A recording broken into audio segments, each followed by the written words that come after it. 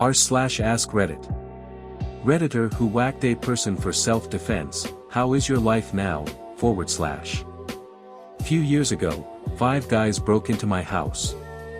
I was upstairs gaming and my wife was downstairs. I never heard them kick the door and just the blood-curdling scream from my wife. I only own one firearm, which is a shotgun that's kept under my bed. After the scream, I opened the office door and heard them screaming at her. I ran to the room and grabbed the shotgun. They heard the running and 2 came running up the stairs. I didn't realize they had heard me and were coming up the stairs, so after grabbing the gun I was headed downstairs, but as I rounded the bedroom corner I came face to face with one of the intruders. I don't know if he was armed or not, and at this point, because I didn't expect to encounter them upstairs, my shotgun was not raised. I squeezed the trigger and it shot him in the upper leg area. He fell to the ground and the dude behind him started charging me. Again, unsure if this guy was unarmed, but I raised the gun and shot him in the chest. Hearing the commotion, the other 3 ran. I ran downstairs to check on my wife and never rendered aid to the guy who was shot in the leg, and he bled to death before EMS got there. I have severe PTSD and even on heavy meds I have trouble sleeping at night. Everyone around me says I have changed and I'm pretty sure I'm headed toward divorce. Seen psychiatrists and therapists with no success. Edit, I'm by no means a badass. I don't even know how I had the frame of mind to reshuck the gun after the first shot when I raised it. I was shaking like a leaf and did so for several hours afterwards. I'm sure it messed you up, would probably mess anyone up, but the sheer fact that despite shooting one man, another still charged at you, that means they had intent to harm you and probably your wife or worse.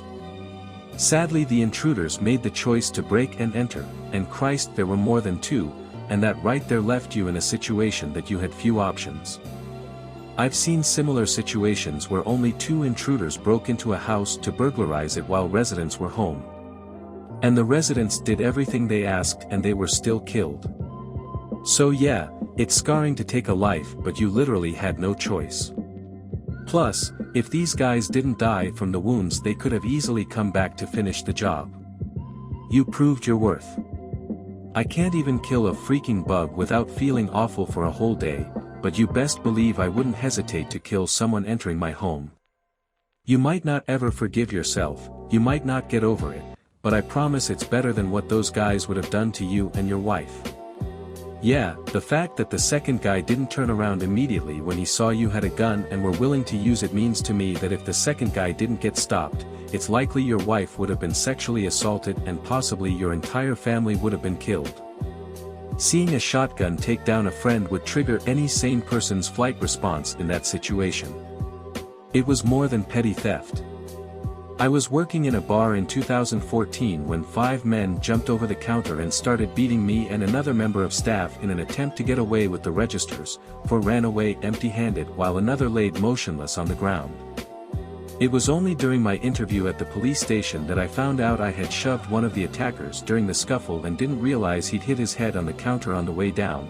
He passed away 13 hours later due to a brain bleed at just 19 years old.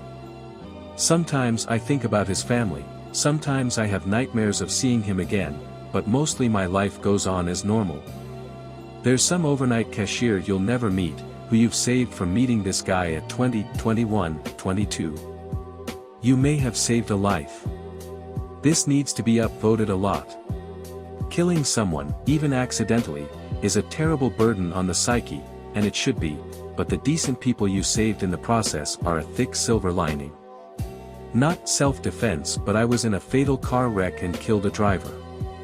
This was back in 2001. A 67-year-old guy ran through a red light in a black Toyota Corolla as I was going through an intersection in my Dodge Ram at 40 to 45 miles per hour, speed limit is 50, on that road, and hit him square on the driver's door and he died at the scene. There were multiple witnesses that saw what happened and that the guy just shot through the red light without even slowing down a little. He came out at just the right time that it was so close and so quick I didn't even have a chance to hit the brakes before I hit him.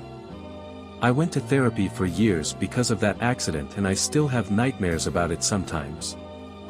Didn't necessarily kill them, but they're in a vegetative state now. I was attacked in the town of East St. Louis, Illinois. A guy sucker punched me and tried to take my truck. We fought to the ground and I got on top and beat him, then put him in a front chokehold till he stopped moving because I knew he had a gun tucked away in his front waistband. I don't feel bad about it because he harmed me first and I was unarmed while he was. The blood bothered me, but I was in fear for my life and wasn't able to run away. He woke up that morning and decided to steal your truck. You didn't do anything wrong. Play with fire and all that. Don't blame you for not feeling bad. Things can go south really quickly in an altercation. I got into a fight once and we ended up wrestling to the ground. I landed on top and his head bounced off the concrete. Most disgusting sound ever. I immediately stopped and started panicking, thinking this guy's going to die now over something stupid. Thankfully he ended up being okay, but man, did it put into perspective how easily your life could go to shit on both the winning and losing side of a fist fight. I was sucker punched by a guy in a parking garage stairway while he and his gang tried to mug me and my friends. With no thought I immediately swung my other hand overhead and cracked his skull in with the old, metal 8mm movie camera I was holding. He went down hard, blood everywhere. His friends dragged him off. I found some cops and told them, but they only said, "Get out of this area, it's dangerous." Not a confirmed kill, but likely. I never felt bad since he broke my glasses and damaged one of my eyes. He fucked around and found out.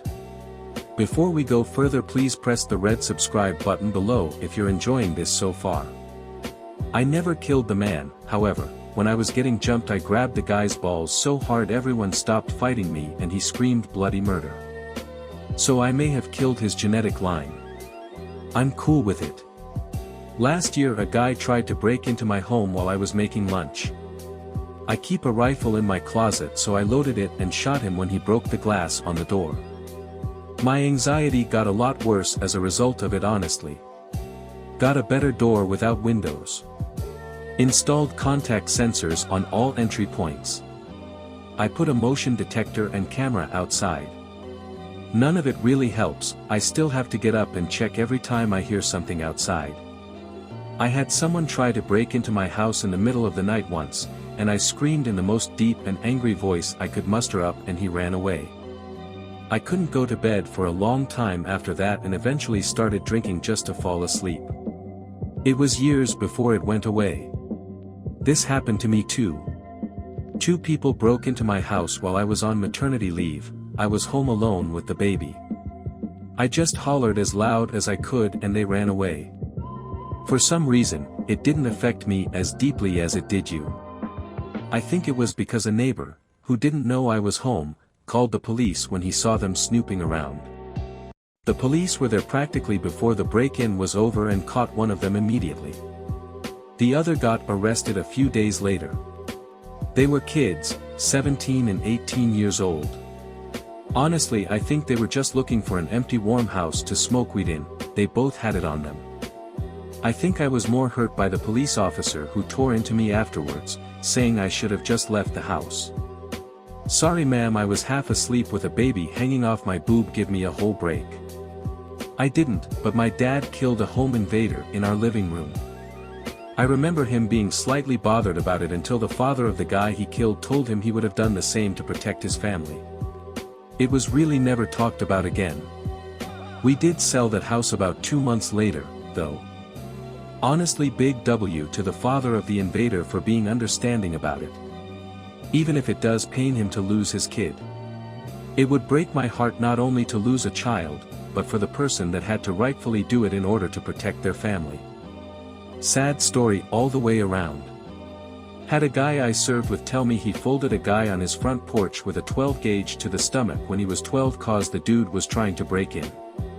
When I talked to him about it, he said that he watched the guy roll around and scream until he finally died, and the 12-year-old had to be in therapy damn near until he enlisted. He said for the longest time nobody could convince him that he was the good guy, but when I asked him how he felt about it now, he said, "Fuck that bitch." Glad he felt it. Edit. Good lord, I've never gotten this many upvotes. Thank y'all so much. Reminds me of a shooting I heard about the other day. One guy shot and killed another guy, I forget what it was over, and in court he was asked if he killed the man. The guy produced one of the coldest lines I've heard, "No, Your Honor, I shot him, but him dying's between him and God."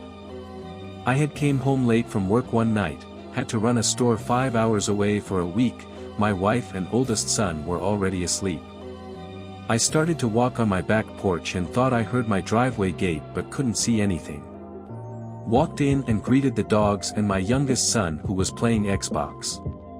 I set my bags down and headed back to the back porch to lock up the work truck and noticed 3 guys walking up my driveway with their faces covered.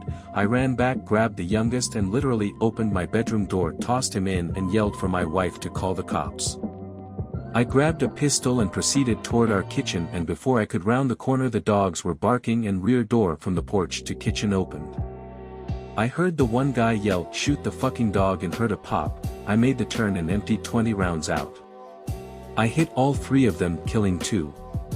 Last one seen me round the corner and said he started to run back off the porch, but I hit him twice before he made the door.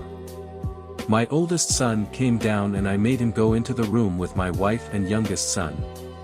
I went back and checked the guys and realized immediately the one was definitely deceased. He seemed to be in my line of fire for most of the rounds. The other that ended up deceased was slumped over still breathing. The third was on my back steps panicking and saying he was sorry. When I went back in to put my pistol on the counter, I realized my shepherd was hit but alive. After police and EMS showed up, I had my wife find a vet that was 24/7. I unfortunately was stuck dealing with police for about 5 hours, but the wife and kids took the shepherd to the vet and he was okay aside from an occasional seizures till this day. Ultimately, the week after, I was on edge because I didn't know why they tried to do it, but then again I felt justified because I protected my family. We did eventually find out it wasn't entirely random and they were waiting on me to get home to try and rob us for money we didn't have. I still remember when I seen the first guy laying there on the floor clearly deceased and the guy on the back porch literally crying that he was sorry. I am an advocate for learning from your mistakes. I didn't want to take a life, let alone 2, but I knew once I heard them shoot the dog, it was kill or be killed. I have spoke with the surviving intruder since on the phone and he apologized to and through for everything. He was 19 when it happened and was charged with 2 counts of manslaughter, dropped from second-degree murder, and aggravated robbery. In 6 years he has an opportunity of parole and I plan to provide a statement to the board suggesting he be allowed release. I say this because he went above and beyond to contact me when he was facing life without parole to just say sorry and sob for 30 minutes, and even with him figuring he'd only be getting life if not death. I made sure my kids and wife didn't see them. I also cleaned for 2 days and had to file trough homeowners insurance for me sliding door and a bunch of repairs and subfloor replacement. Which honestly is a hassle. Regardless, it's still a thing that is on the back of my mind and will be for a while. My family is safe and that to me matters the most. I don't have PTSD, but I can occasionally be over-observant since this happened. Also won't let my kids stay in the living room to play games or anything after 9, they have to be upstairs in their bedroom by then. Needless to say, it wasn't easy. I'd have rather to have not killed anyone. I'd have rather they had the opportunity to have learned from it instead of their families having to learn from it. The one guy had a daughter around my youngest son's age. That is honestly what bothered me the most when everything was being figured out. But anyway, I could ramble on and on, but just know, your mental state and understanding is what decides how you come out of this. It's not easy and don't expect it to be. But remember, if the options are few, the risks are high, and ultimately if it comes time to defend, do it with prejudice and intent to protect. Preserve life as much as you can, of course, because the dead don't learn from their mistakes, but don't let preservation become a mistake that in turn takes you. Not me, but a good friend of mine killed somebody during home invasion, and although he never felt a regret, the sight of bloody murder fucked with him for a while. His house got robbed 2 years ago while he and his pregnant wife was asleep. Intruders were armed, and as soon as he heard them enter their house, he got up and tried dialing 911. The service was weak, so he knew he had to act fast to protect the unborn baby. Farm boy with a double-barrel shotgun as home defense is not something you'd want to mess with. He shot one of the intruders who made his way to their bedroom. According to him, the guy was holding his intestines from falling apart. It was an almost point-blank shot. He still is a little traumatized from that scene. The rest of those intruders hauled when they heard a loud bang and were later found and charged.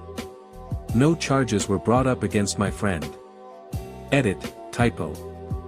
Edit 2, some people are actually believing in the fact that he prioritized the baby only because he didn't give a shit about his wife's well-being. I don't think I have to explain how absurd that theory is after everything I've told you in the original post. He murdered someone in the most gruesome way for his family. Some of you should receive texts and process words with your brain, not your ass. Thanks for watching. Please press the like button if you enjoyed and the notification bell next to the subscribe button to never miss another video. Let me know your thoughts below. Bye.